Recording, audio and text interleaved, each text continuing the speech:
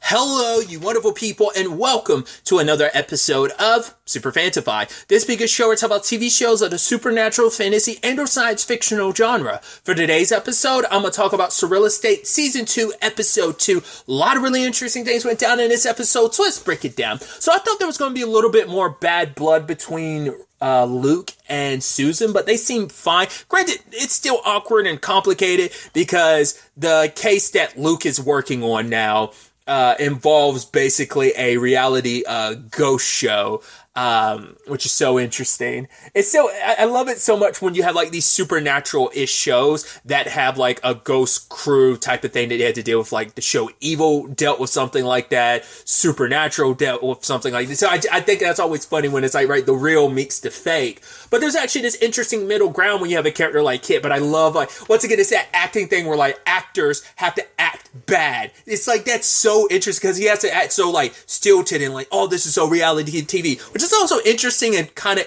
fun because I obviously for a long time, I think specifically on this network, there was a ghost hunting show. I think that's under, doesn't matter what umbrella that show might be under now and where you can find it. I've never really watched any ghost hunting shows. I've only seen parodies of them like on TV shows and stuff like that. So, but I've seen previews here and there, but yada yada, so on and so forth. I think it's just kind of funny because it's like, well, I guess you kind of have to take, it's always interesting how certain shows can get away with taking a piss out of shows that were also on the same network. So that's why I think it's so funny.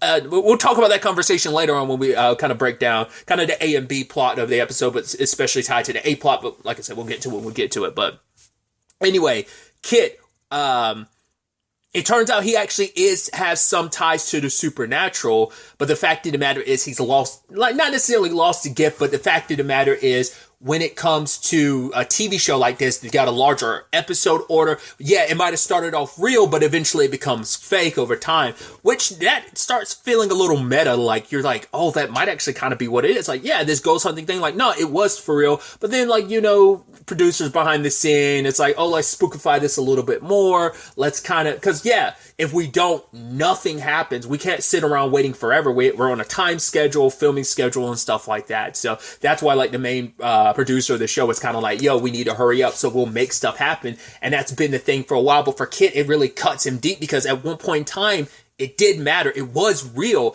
but now you have to fake it because success happened. And it's a different parallel, but there's still that overlapping line between him and Luke. Because he doesn't know, like, I love that whole bit where, like, they're comparing scars of what they went through.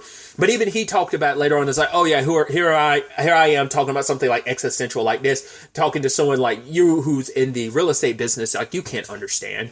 But it's like, yeah, Luke can. Granted, Kit hasn't lost his connection. It's just he's not allowed to really dive into it anymore. Like we can't just wait around for the connection to happen. We have to fake stuff. Luke can't even have that. He lost his gift, and so there is this interesting thing where it's kind of like.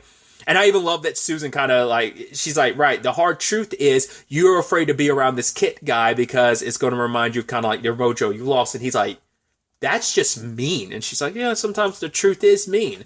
So once again, the relationship isn't great, but it's better than I thought it was going to be. Doesn't mean there still won't be a lot of bumps along the road of the way when it comes to this. But because the house that is that Luke's side of the episode revolves around Grace Wexford. There's a legend around her basically digging up her dad's body, eating it, and so forth. Like this monstrous rumors about her. And at one point during this whole thing where you're kind of like, they're faking everything, Kit actually forms a connection with Grace, and she, like, the supernatural stuff actually starts happening. But Roman, I keep going by his last name, Luke. Jeez, once again, it's been so long, so I just, for whatever reason, I want to call him by, I guess, Roman is such a first name thing too that like it just being his last name kind of throws me for whatever reason. Either way, Luke got scared and panicked, and even Kit calls him out. It's like, right, you claim to be a professional, but it's, yeah, the thing is Luke has lost a step, and it's for one, it's just like he's not, and he doesn't quite have the flow back. Two, it's also that very Austin Powers is where he feels like he doesn't have his mojo, but it's also like without that, at least his safety net was always his sixth sense, and now not having it, it once again just throws off his entire game. And so it's like, right, I was just trying to warn you, and it's like, yeah, but you kind of screwed the whole thing up for Kit. It's like, for the first time in forever, in so many years, I finally found the connection. Like, I started taking that step towards the supernatural, the paranormal, and you ruined it, you know? So I also love Zoe. It's like, man, Zoe can be such a dick. That actress kind of gets typecast as kind of like dickish characters. Obviously, because Zoe's like the most positive character she plays, because her character in Winona Earp was a dick. There was some complications to that, but that character kind of was a dick. Her character in Reginald, Angela, is a dick. So, but there's complexity there too. But like Zoe, like the Zoe messing with that person that's on the crew, Danny, and just being like spooky and scary.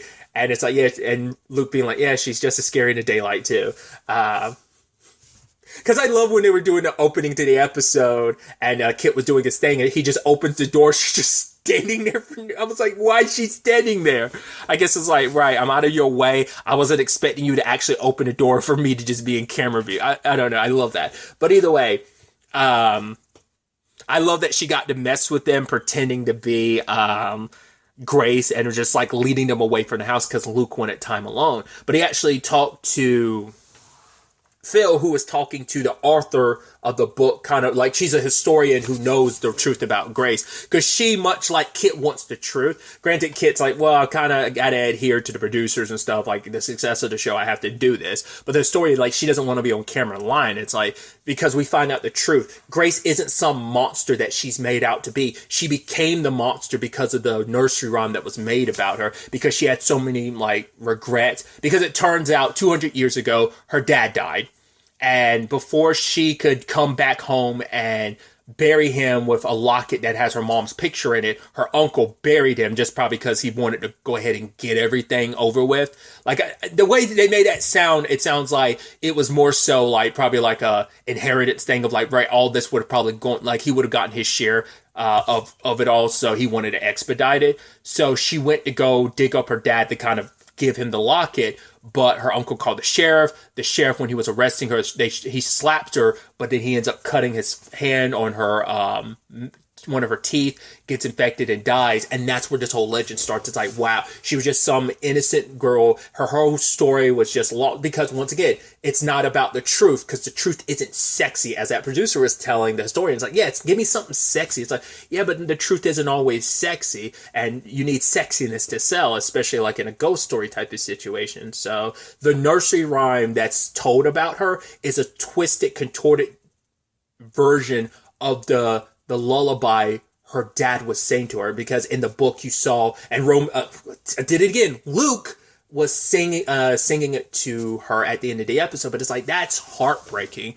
That's why she manifests as a monster, because that's what people made her out to be. And it's like, yeah, it's like kids are messed up. They took that out. It's like, oh, let's turn it into something grotesque, and her spirit, so hurt and demonized, warped into this thing. So she just became what people thought of her, and that's where the twisted lullaby just became the manifestation of her spirit. So Luke summons her and then sings the real lullaby to her, and she becomes herself again, and she's able to finally move on by burying the locket with her dad. What I thought was beautiful, because like Luke had dug it up, but the moment she dropped the locket and she disappeared, but also her dad's grave was automatically filled back in, which I thought was like, oh, that's, it's like, you like to believe that she's reunited with her mom and her dad in the afterlife, finally, after all these centuries later. So, because she still looks fairly young, so it's not like she died when she was old.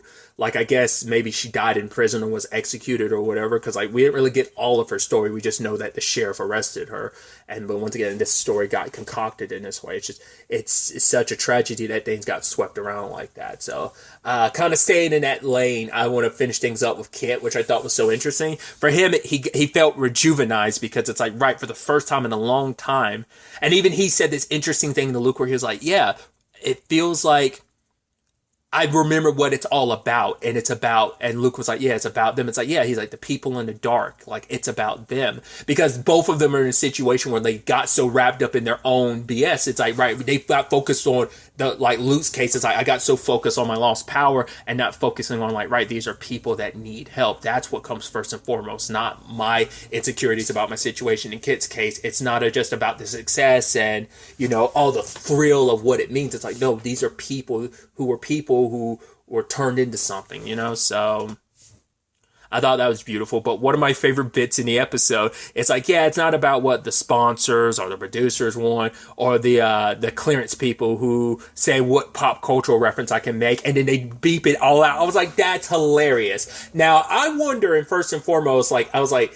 they most likely didn't say anything. That was probably just for the bit, but that answers a question. Like, of course it makes sense, because you need to get anything cleared. Any music you use in an episode, you have to have the licensing rights and get it cleared. You can do that. Like, you sample someone in it, you have to get that cleared. That type of thing, right? So, of course it makes sense, but it's been a big question I've always had of, like, okay, when some pop cultural thing is referenced or talked about in an episode, I think some stuff maybe you can get away with, but then some things I'm like, or when you're showing something in an episode, I'm like, is that easier to know? I won't name any, because we're not talking studios and stuff like that, but I will talk about them in a factual sense and not just like try to big them up in any way. So I'll talk about it in that way. This channel, Sci-Fi, is under the NBC Universal umbrella. So my question has always been, like, when you have situations like this, is it actually easier for a channel like Sci-Fi to reference something that is owned by NBC or Universal rather than it would be for any other channel that is under some other company's umbrella? That's what I've always wondered. Do they have just as much of a headache getting something cleared pop cultural reference wise?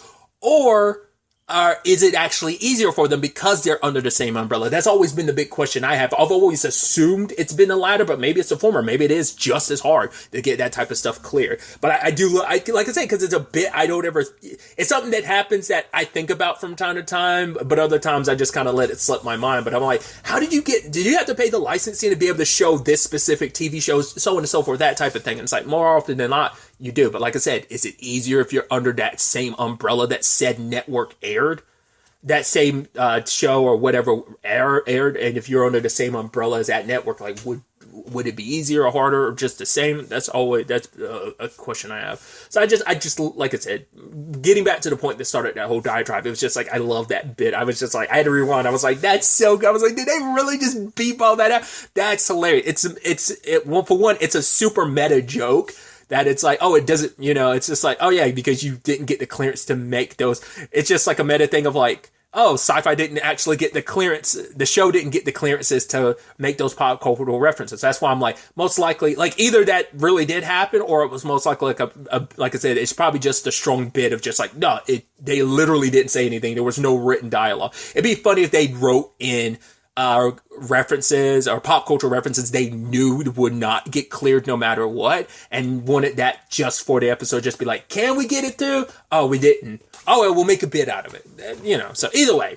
So there's that side of things. And so, speaking of Zoe, really quickly, since we're, it seemed like Zoe was like she's studying something, and we find out later on what it is. She's trying to become a salesperson. She doesn't want to just be kind of like a behind the scenes person. Like, she actually wants to kind of do what Luke and Susan do. I wonder, is it specifically seeing Susan work?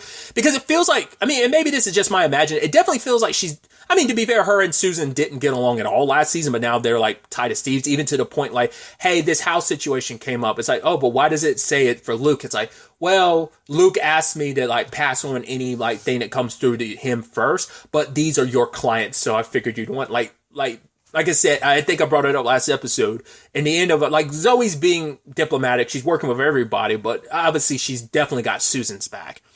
So, but yeah, maybe spending a lot more of these past like 2 months or whatever working a lot closer to Susan and seeing how she operates. Maybe maybe it's always been there for, to some extent with Zoe, but maybe it got expedited even more because of Susan. But either way. So and that's going to be interesting to see that kind of become her journey over the course of the episode. I mean, a season, to see if that ends up happening. Because she's also keeping that tight knit because maybe she's afraid that if she brings it up to anyone, like she doesn't want to be discouraged or anyway. I would assume they'd be a lot more receptive to it, but maybe not. And maybe it's just that thing of she wants to keep it to herself. She doesn't want it because maybe she feels it's embarrassing to admit that this is what she wants and what she's going after. So I thought that was interesting. But on the other side of the episode, Susan and August are working together on some other clients. And basically there's moaning and whispering and screaming. They're a bed and breakfast. But the fact of the matter is no one wants to stay there for like the food and stuff. They don't want to pay for the bed. But the problem is they could go somewhere cheaper for just a bed. And so it's kind of ruining their business. So the two of them have to work together because they had that interesting dynamic of, well, August stopped by Susan's place, but he hasn't checked it out in a, Roman agency type of way. Because he talked about his circumstances, what I thought was really beautiful. He talked about his wife, and it's like, oh, we bought this beautiful place, but then our first daughter came about, and that place was smaller. So he's like, yeah, I got a real job at a plant, which is like, no, at the end of the day, it was worth it in the end because I will always be grateful because that job gave me the money necessary to buy a home for my wife and my two daughters. And he's like, when he had to move out of that house, they lived there for like 17 years. He's like, the moment we moved out of that house, it was one of the 4 times in my adult life I've wept, because that whole conversation about a home being so important that once you find it, you really like connect with it, especially because it's like, yeah, a home becomes another part of the family. It's this family member that's always wrapped around you and has all these memories and moments tied to it. So I thought that was just kind of like a beautiful thing to kind of get from Augie in this episode. But I also love the reveal of like, oh yeah, what's this whole thing going on with this house? Oh, it's sex ghosts. I'm like, I love that we're doing more and more stuff with sex ghosts because I want to say Doom Patrol is the most recent thing I've seen doing sex ghosts. Is that the only thing I've seen recently? I feel like something else had sex ghosts as well, but maybe I'm being crazy. Like, that's definitely, like, sticking out in my head. But yeah, like, there's sex ghosts all over Doom Patrol. This is only, like, one particular couple. It's actually really sweet when you break down the story and find out. The truth is, like, it was, like, a German, like, immigrant couple. The guy went out to sea. I think he might have been a sailor or something, but he died out at sea. And so, like, Saturdays would be their, like, love-making time. So every Saturday, their eternal spirits come back together and shag it out. So it's like, oh, so how do we get rid of them? It's like, well, we don't. And Susan's like, we could actually use this to kind of, young people, this place checks off all these boxes because it's like, right, the lumping, the love and the humping and the whole thing of like, it is this thing of like, oh, everyone's going to flock to it because it's part of the experience. And it's like nothing more beautiful than eternal love. That it's like, oh, even in their death, they were so in love that they meet up every week, their spirits entangled and do the cha-cha, do the nasty, And I love that it's like, okay, let's get promotion out there. So they get Kit coming in,